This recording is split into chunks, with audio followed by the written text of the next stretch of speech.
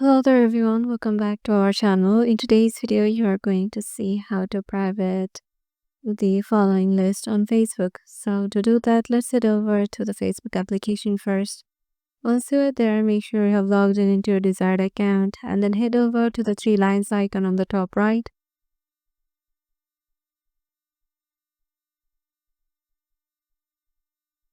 I'm heading over to my account and then head over to the three lines icon on the top right.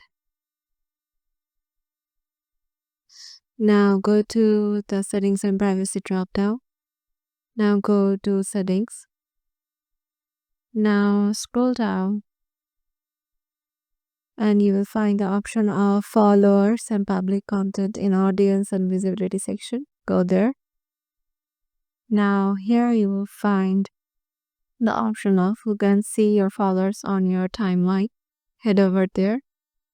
As we can see, it is currently made public. Now change it to only me. Now save.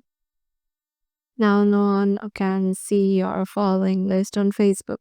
So yeah, this is how you can just do it. Hope this video helped you out and we will see you in the next video.